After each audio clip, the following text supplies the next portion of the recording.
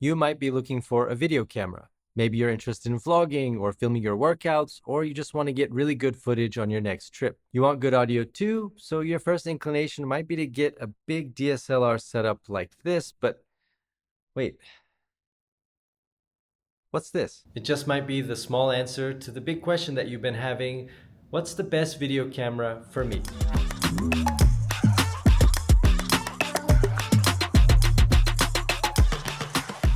Hi everybody, foXnoMad here, and today I want to help you travel smarter with my review of the DJI Osmo Pocket 3, which might just change how we all look at vlogging and videography from here on.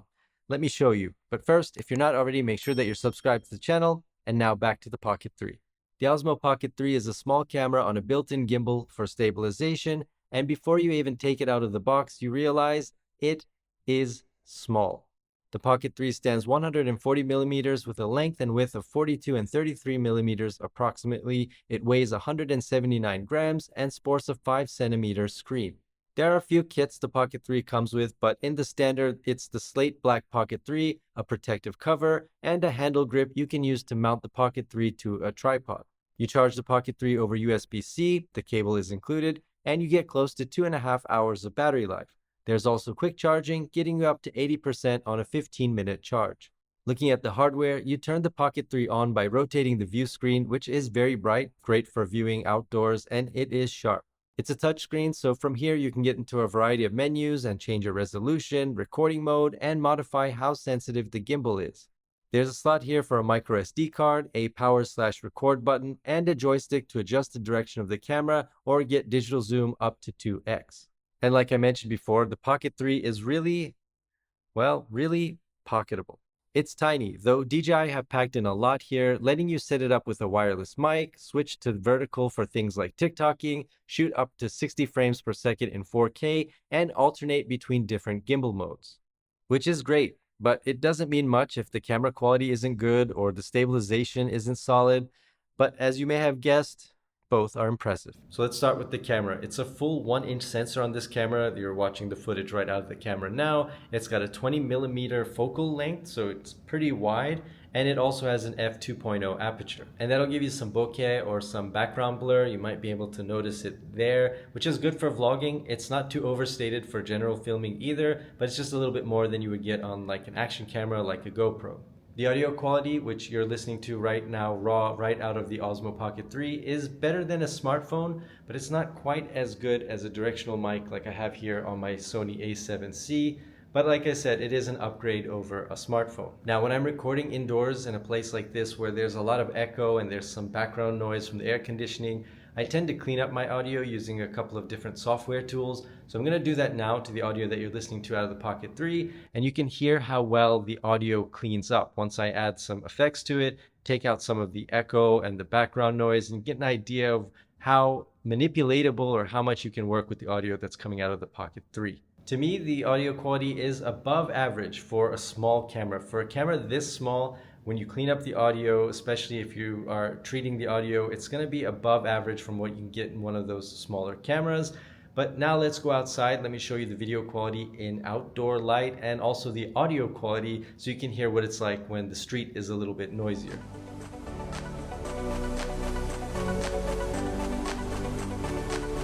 Alright, so we're back now to the raw audio outside. I think it does a pretty good job of isolating my voice. Even though I'm outside and there are cars on a street driving by not too far away, I think it does a good job of highlighting my voice, but also keeping some of the background sounds in so it doesn't sound too unnatural.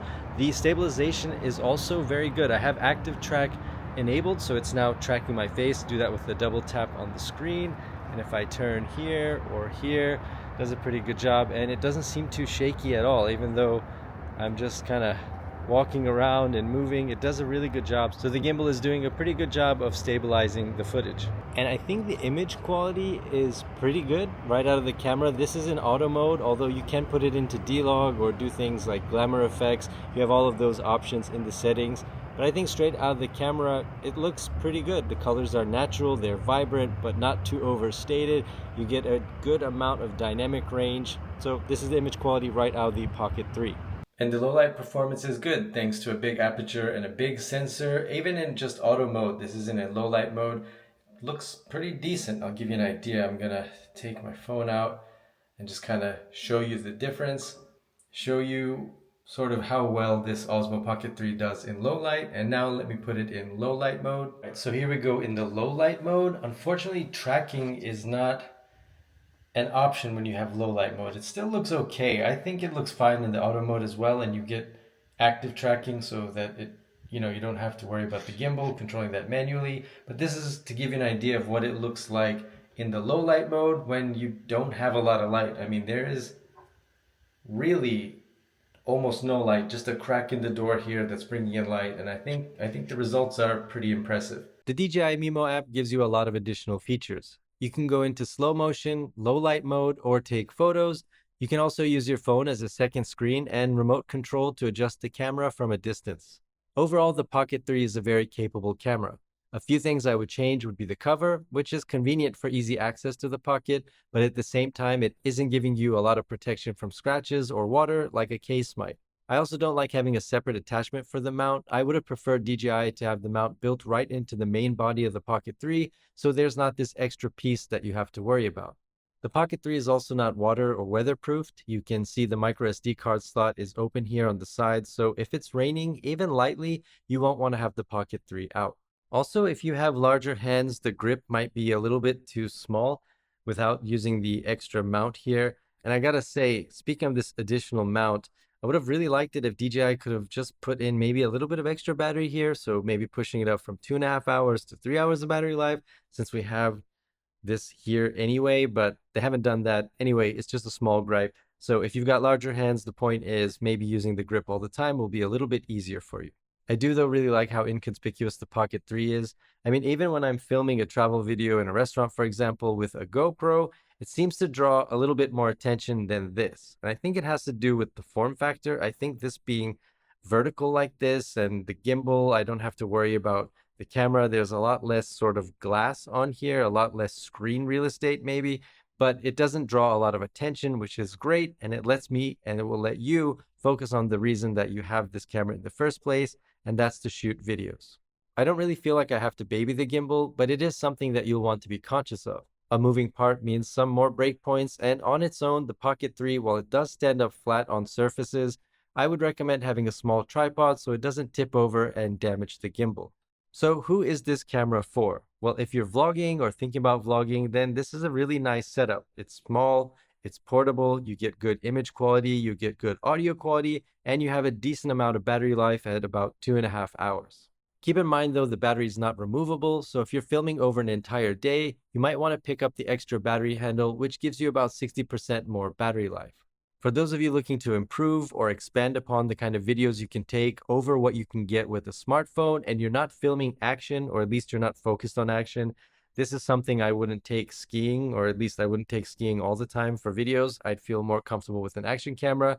But aside from that, unless you're super careful and you don't mind taking the risk, but aside from those situations, the image quality and the audio quality from the Pocket 3 make it a good choice for vlogging. It's not going to replace your DSLR, but if you have a DSLR already, the Pocket 3 can be a good companion for when you're out and about, or maybe you want to be a little bit more low-key. And if you don't have a DSLR, you're just using a smartphone, then the Pocket 3 is going to be a nice step up from that. So if you were thinking of shooting videos and wondering where the in-between is from a smartphone to a DSLR with a separate microphone, then the DJI Osmo Pocket 3 might just be your answer.